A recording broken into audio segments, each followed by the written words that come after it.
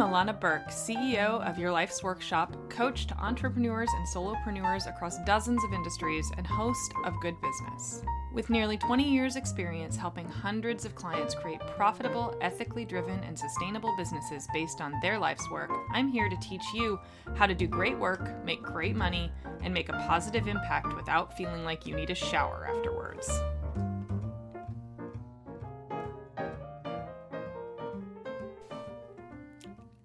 Hi everybody, today's episode is the first part in a short series of hardline come to Jesus conversations about a topic I deal with every single solitary day in my coaching practice. What to do when you think you're doing everything right and nothing is working. Or, to put it in other terms, what the hell is wrong with my selling strategy? These are basically sales lessons, but in order to figure out what you're doing wrong, you have to understand the difference between sales strategy and sales tactics. And that's kind of where we're going to begin today. So this is something I see all the time. People come in my door and say things like, I hate selling. I'm sharing things a lot. I'm emailing my list all the time. I'm creating new things. But I feel like I'm just hitting the wall. I have very few people buying, but a few people do, and a few people are interested, but my list just isn't growing, and my practice isn't growing, and I just feel like I'm banging my head against a wall, and I don't know what to do anymore, and my website looks great, but nobody's staying, and my bounce rate's really high, and it's all the things, right? I can't imagine selling any more than I already do. That's the refrain underneath, right? I'm doing everything. Which is probably true-ish, right? But here's the thing. When you're doing all those things, you're not actually selling. Posting to social media isn't selling. Sending newsletters isn't selling. Interacting with your friends online isn't selling. Relationship building isn't selling. Those things are just tactics. Those are pieces of a puzzle, but the puzzle's actually a lot more complicated. To put it in another way, I think we talked about this on one of the earlier episodes, that you kind of can't hate marketing because hating marketing is like hating a hammer. It's like you're hating a tool. It's what you do with it that's important. So if marketing is the hammer and the tools, right, then selling tactics are the nails. They're just these tiny, important little connectors that take all the pieces of what you do and make them all stick together. But you have a plethora of choices about the tactics that you use. And when you start a business and you embark on this, it's really, really, really easy to not know what tactics you should choose. So you pick the ones that feel right? You pick the ones that you can live with. And this is where we talk about why the podcast is called Good Business, because I'm not here to teach you how to make money. I'm here to teach you how to do business well. There's a big difference there, right? And I want to make sure that that's always, always, always crystal clear, because there's plenty of people who can teach you all the selling tactics that will make you lots of money. That's not my job. I know those tactics. I could teach those tactics, but I don't, because I also want to be able to sleep at night. And frankly, that's the reason why you haven't chosen to do all the things. You've chosen to do some of the things, is because you want to be able to sleep at night too. You want to not feel like you're manipulating people. You want to not do the things that make you uncomfortable when you're being sold to, right? Because just like building materials, there are high quality nails and there are low quality nails, right? Or just like building materials, there's high quality selling and there's low quality selling. There's high quality tactics and there's low quality tactics. And everybody's definition of those things is a little bit different, you know? And how we define success for everyone, how we define a successful launch or a successful sales cycle is different for everyone. So what happens for people with really fierce ethics and or integrity, like where they get hung up, is they confuse unethical tactics with sales strategy. And it's just a term thing, right? Like when you haven't like learned how to sell, right? When you haven't actually learned the process of it, because it is an art and there are skills involved in it. When you haven't actually done all of that, you're kind of learning in this like ad hoc way. So you mistake all this tactical stuff for strategy stuff. And they're actually two very, very different things. Strategy is something that you have to understand and think about on a much more macro level.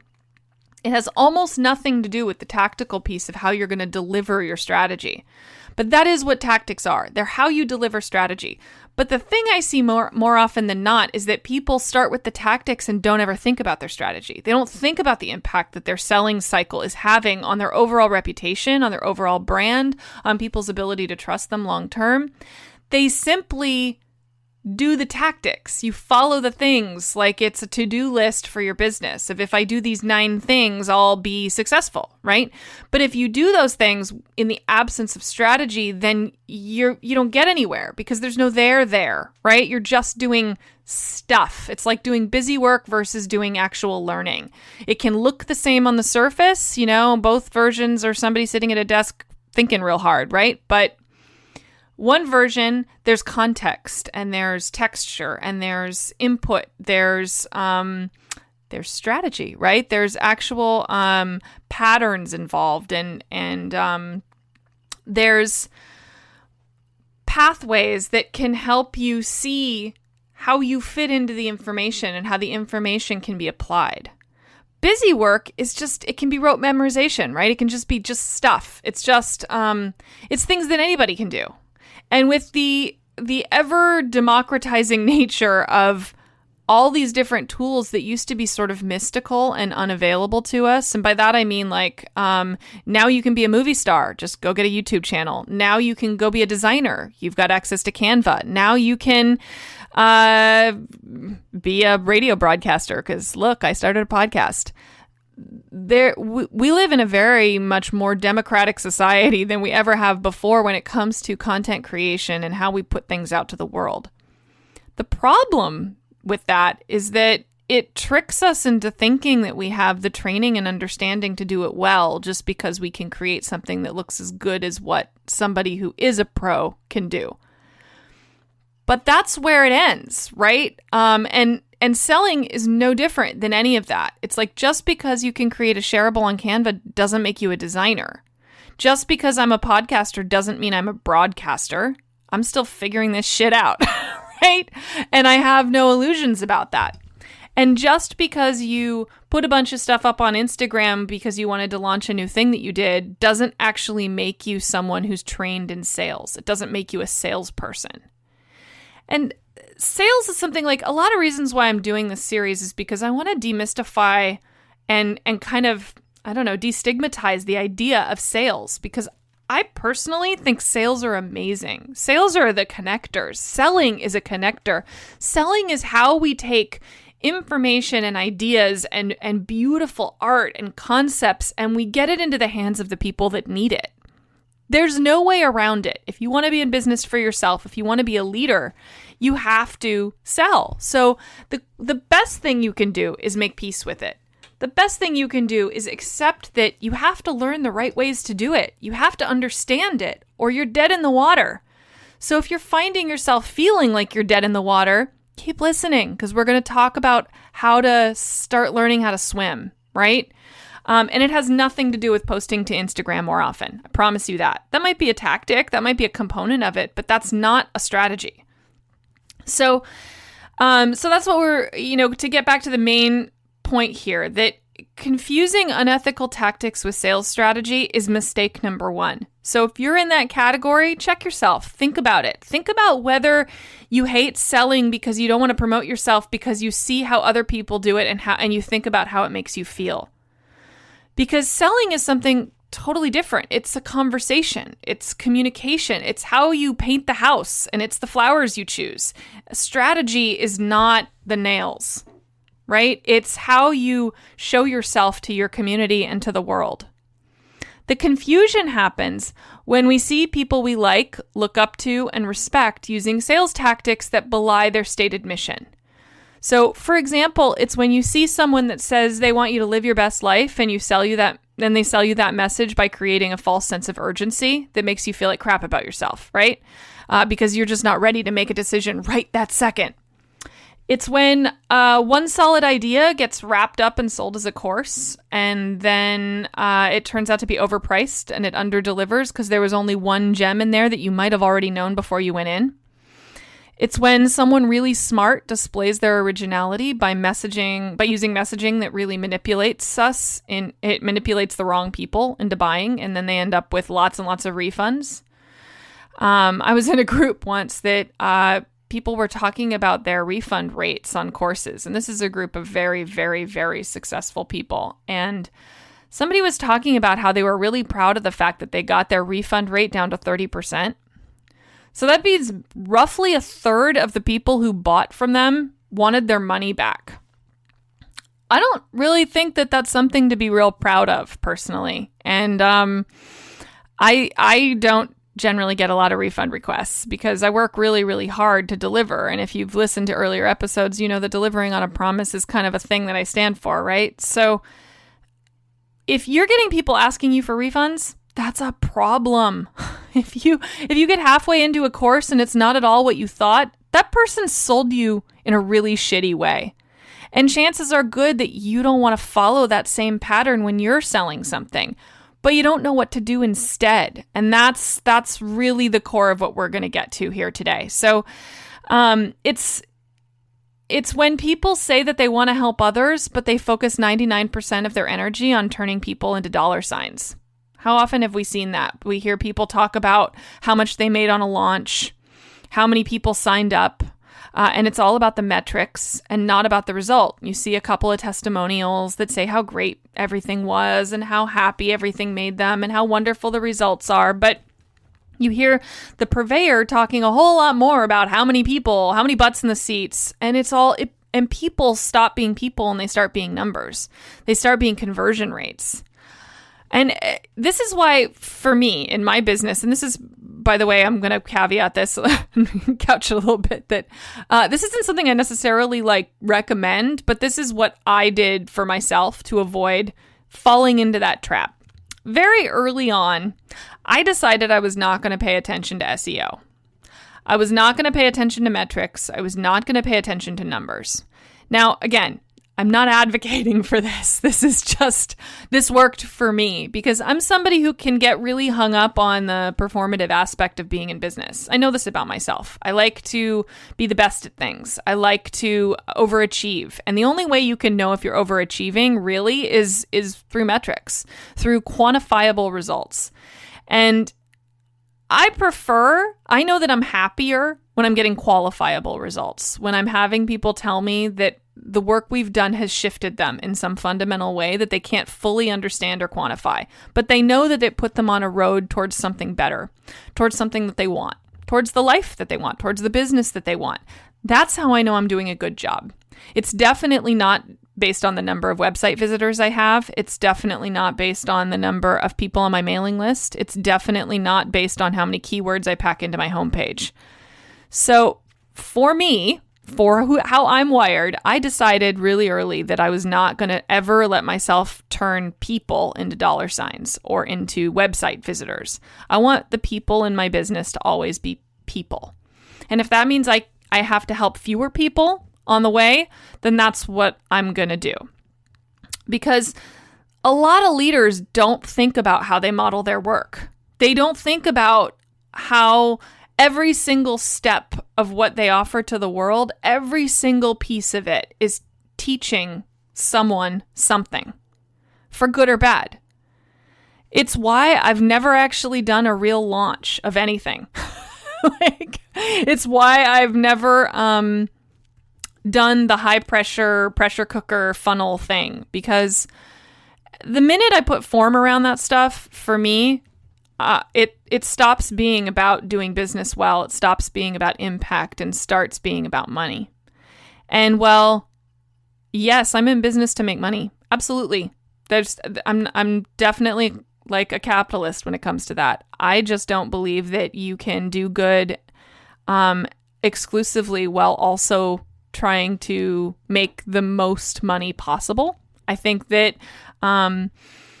if we as a culture paid a little closer attention to the impact that we make, one person at a time, we might make a much bigger impact overall. And that's how I choose to do my work. And that's how I define parts of good business. So here's the unfortunate truth, though. Those shady tactics, they work. If you want to make a lot of money and you want to do it really fast, then follow that path and not this one. Because the hard truth is that you only hate selling because the fast way feels like crap when you lay your head down at night. It's not actually selling's fault. It's not sales's fault. People are easy to manipulate. That's the damn truth. People are easy to manipulate. You, this person listening right now, you are easy to manipulate. If I wanted to, I could manipulate you into buying something.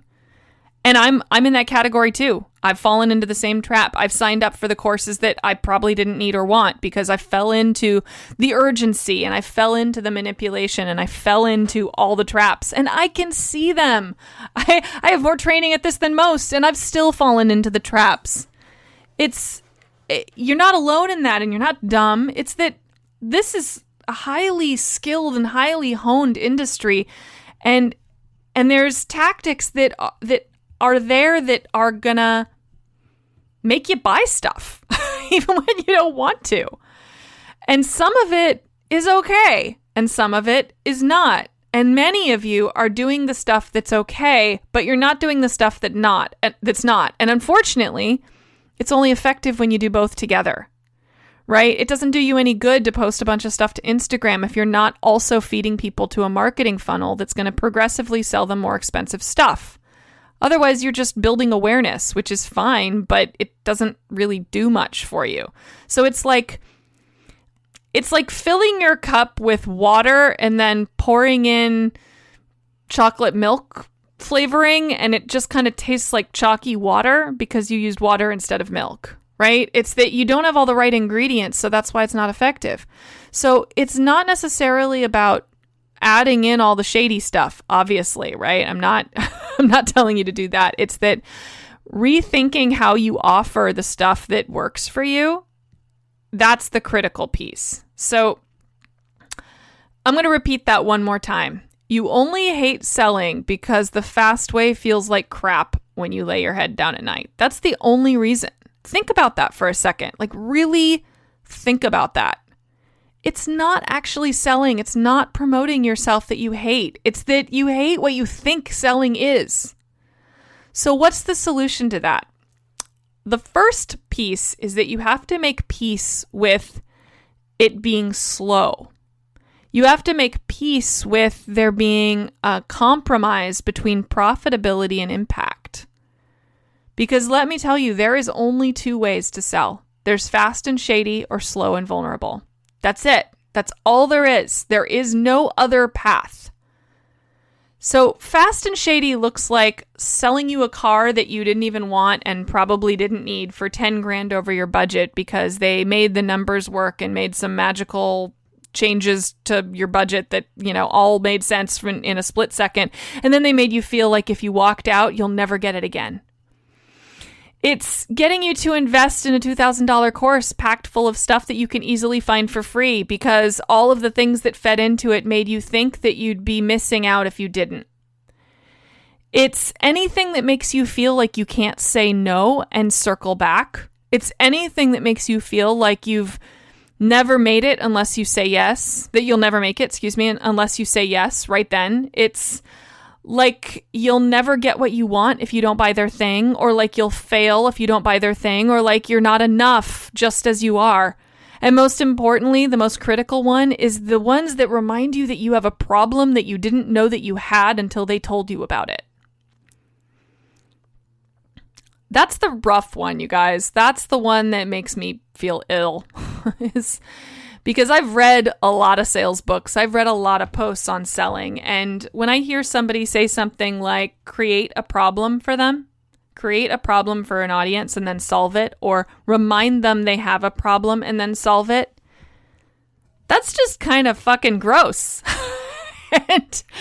and kind of a terrible way to human as far as I'm concerned. This has nothing to do with profitability or impact right now. It's just damn shitty, right? Like, so much of what I talk about is like, why can't we be better at this? Why can't we do things differently than all of the business models that came before us? We have this incredible opportunity. We have so much opportunity. We have so many avenues that we can communicate now that wasn't available to us just 5-10 years ago. Like, you can be a podcaster now. You can be a writer. You can be all these incredible things. And how are we using it? How are we selling it? We're doing it the exact same fucking way that everyone who came before us did it in industries that go all the way back to door-to-door selling vacuum cleaners. Why are we doing it the same way? Because it works. Because it works. Because high-pressure sales work. Because shoving your shit down somebody's throat works.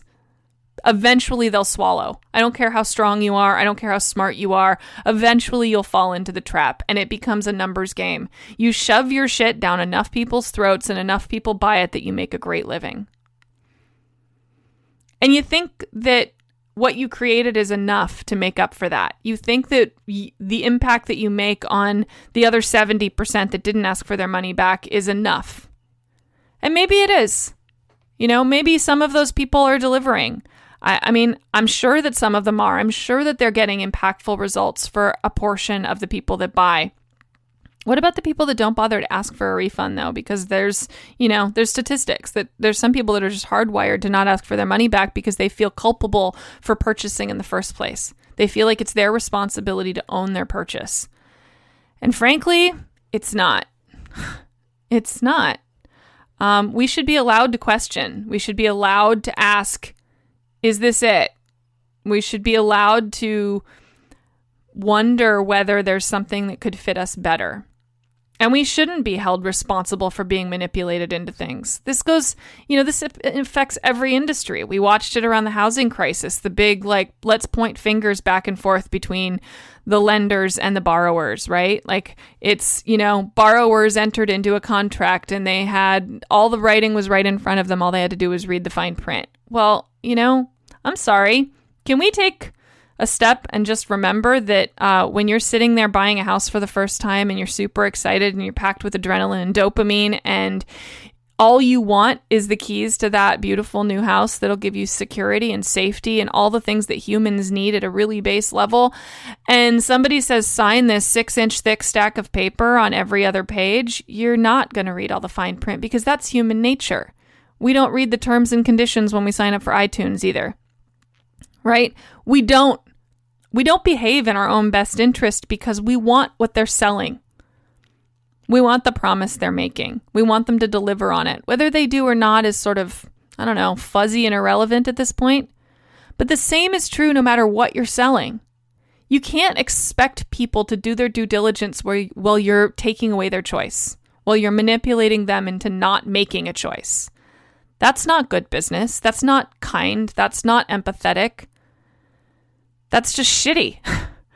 And I hope that if one person listening to this changes how they sell as a result of hearing my perspective, that's enough for me. Truly.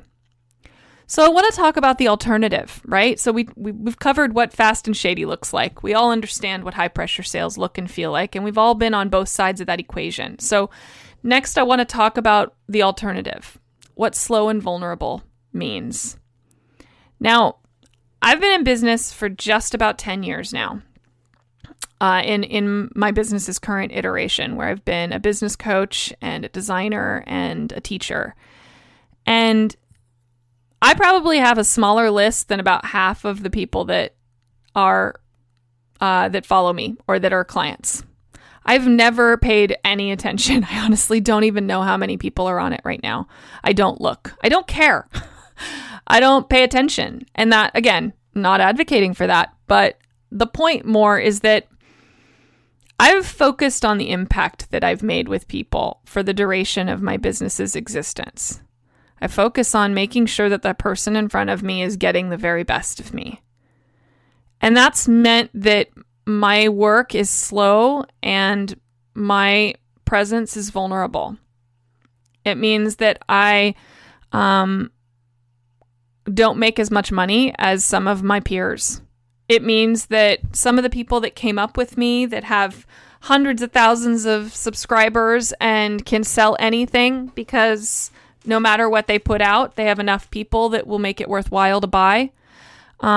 It means that I've taken a different road. I've chosen the slow way. I've chosen the way that 99% of my clients come from referrals.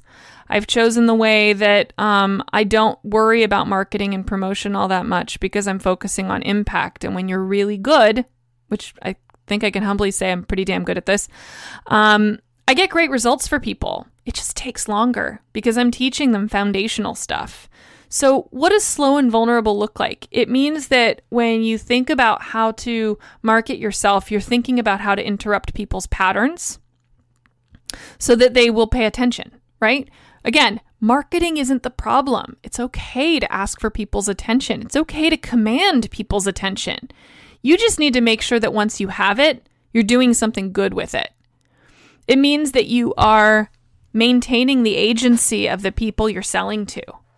It means that you are respecting their sovereignty as intelligent individuals and you're offering them something that has enough tooth to it, enough content, enough validity that they'll want to buy it on its merits, not on the false urgency that you have to create to get them to pull the trigger right away.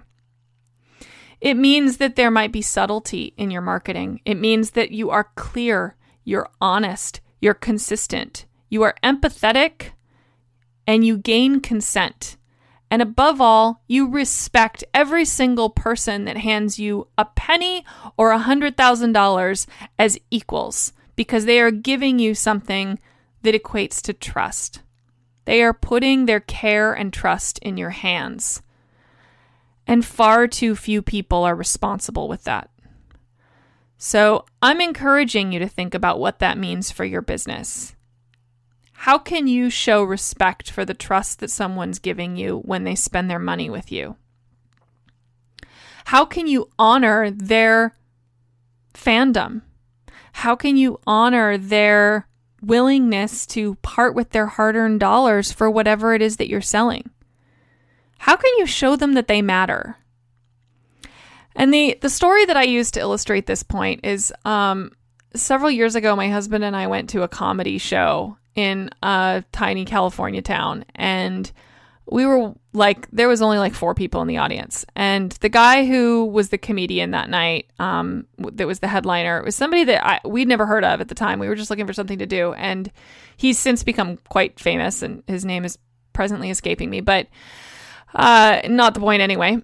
He played that night to the 4 people in the audience like he was playing at Madison Square Garden. I still can't remember laughing that hard, maybe ever.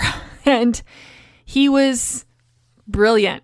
He had the set of a lifetime. He pitched the the comedy equivalent of a no-hitter. It was magical. It was amazing. He was so on. And I remember laughing really hard and also thinking how much I felt sorry for him for having this incredible set where he made the 4 of us have the night of our lives and nobody else was there to hear it. And we went up and thanked him at the end of the show.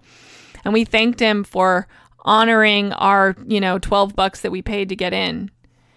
And he said something that just stuck with me, that he said, "Hey, the number of people in the audience doesn't matter. I got in this business to make people laugh.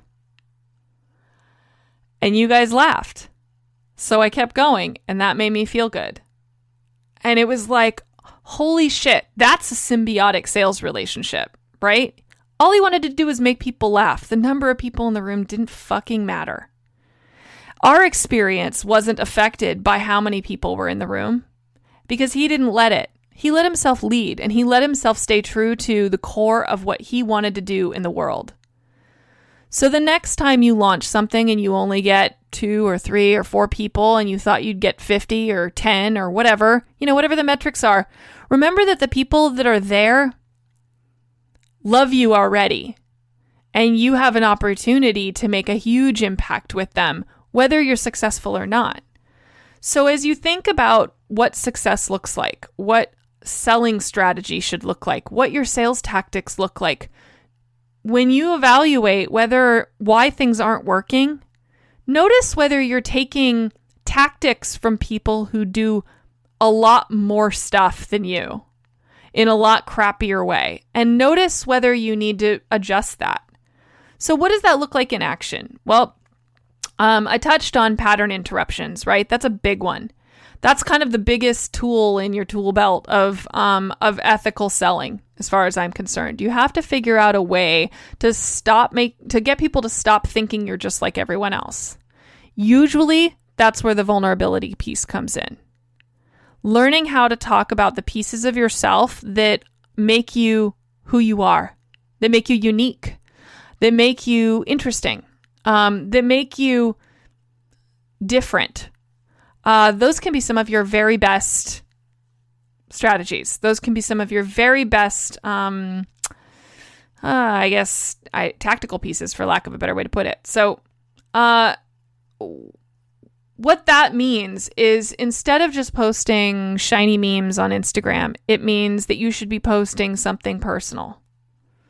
You know, one of my clients that we were just talking about this the other day, that she's in the middle of launching something, and she was frustrated because the memes she was posting just weren't getting a lot of engagement. But then she posted a picture of her cat and people loved it. And I said, so why aren't you posting a picture of your cat with information about your course? And she laughed and she thought I was kidding. And I wasn't kidding. Because if your cat is the thing that gets attention, then talk about your course while people comment about your cat. Right? It's figure out what works and what engages people in a genuine, human, personal way. Because I promise you, it's not slick, shiny design anymore. It's personal. It's connection. It's saying something honest and real. People can smell honest and real. And the right people will smell the right thing if you let them. So look for ways in which you can use your own vulnerability and your own honesty and your own ethics as a core value in how you embark on a sales strategy and in the tactics that you choose. So I'm going to wrap up there. We will be talking about all of this more. So the series is going to be at least 3 parts. I haven't decided. There may be more. We'll see. We'll see how far we get in tomorrow's episode. Tomorrow, though, we're going to talk about how to look at your work from your client's perspective and how that makes closing sales easy and delightful. Like, how would you like to have like a 90% conversion rate? Wouldn't that be nice? Wouldn't it be nice if closing every consult call felt easy and clean and not like you had to shift gears from talking to selling? Well, then stay tuned, as they say, because that's what we're talking about tomorrow. So I hope you'll join us then. And I'm reminding everyone, too, that we have a giveaway going, and you can check out the link to the giveaway in our show notes. If you go to thegoodbusiness.co, you'll find all that information and more. Okay, thanks for joining me. Hope you'll tune in tomorrow for our next episode on selling. Have a great day, everybody. Thanks so much for hanging out with me today. For more information, visit thegoodbusiness.co or yourlifesworkshop.com.